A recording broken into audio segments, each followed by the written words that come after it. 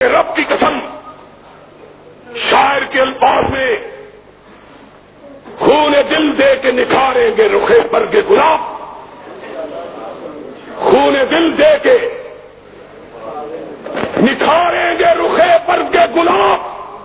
ہم نے گلشن کے تحفظ کی قسم کھائی ہے، اور وہ گلشن ضیاء الحق کا نہیں، اس کے باپ کا نہیں، اس کے بیٹوں کا نہیں، بزدل قبر فروش اور مردہ پوش مردہ پرست نواز شریف کا نہیں، جواریے کے مرید جنیدوں کا نہیں، بکنے والے جھکنے والے ملاؤں کا نہیں، وہ گلشن مدینہ کے لال کا، جس گلشن کے دو بڑے پھول ہیں، ایک رب کا قرآن ہے، ایک محمد کا فرمان ہے۔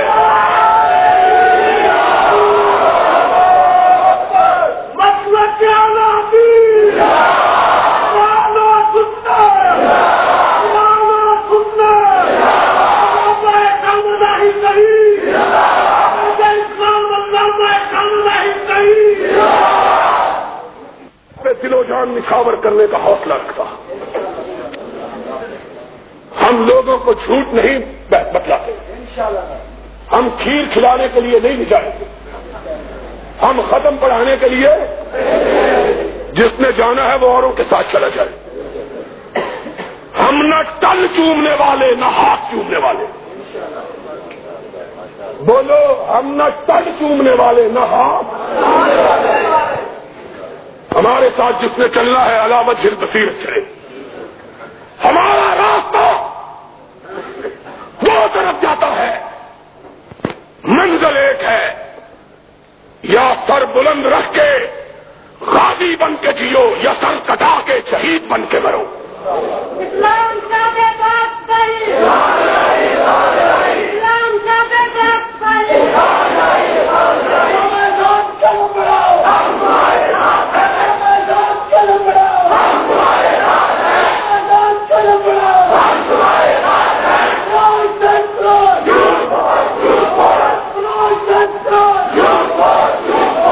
ہمارا راستہ ابتلاؤں کا راستہ ہے، ہمارا راستہ آزمائشوں کا راستہ ہے، ہمارا راستہ کٹھنائیوں کا راستہ ہے، ہمارے ساتھ چلے تو کوئی آبلا پا چلے، جس نے اپنے پیروں کو پھول باندھے ہوئے ہیں وہ بازار گناہ میں چلا جائے، ہمیں اس کی ضرورت نہیں ہے، ہم کانٹوں پہ چلنا سیکھیں، ہم تلوار کی دھاروں پہ رقص کرنا سیکھیں، ہم بندوقوں کے سامنے محمد کی عظمت کے لیے کھڑا ہونا سیکھیں، ہم ماشاء اللہ کے سامنے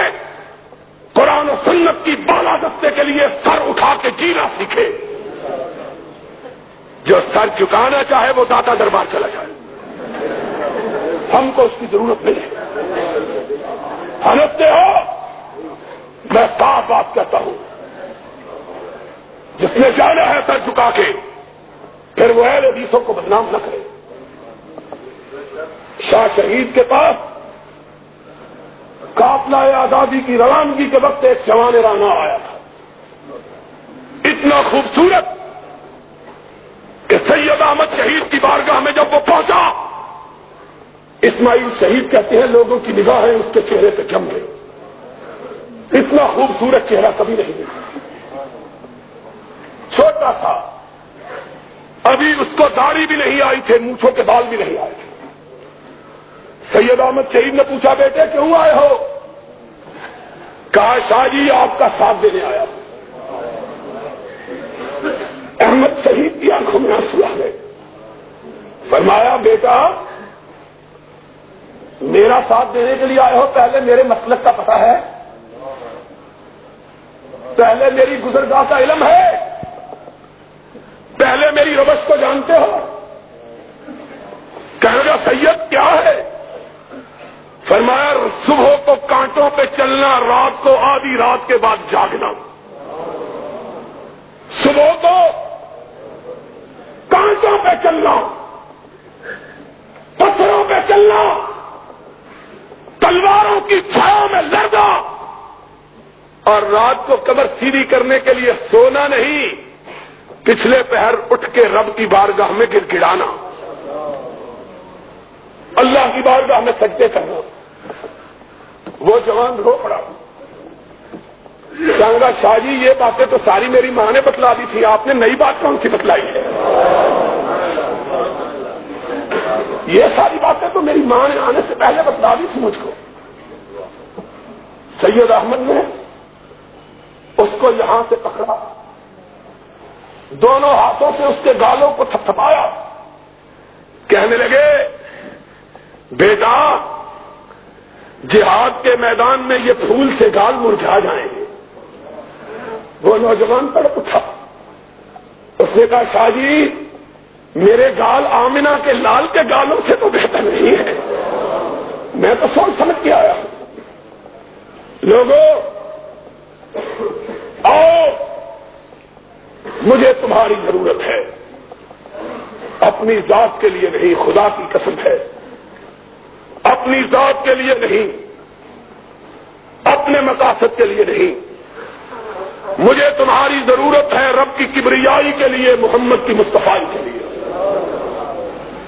لیکن یاد رکھو میرا راستہ پر خطر ہے، اور کائنات کے امام نے کہا تھا ان الجنت لمحفوظۃ بالمصائب، او کما قال، جنت دوزخ کو دیکھ کے آئے، کہا آقا جنت کیسی؟ کہا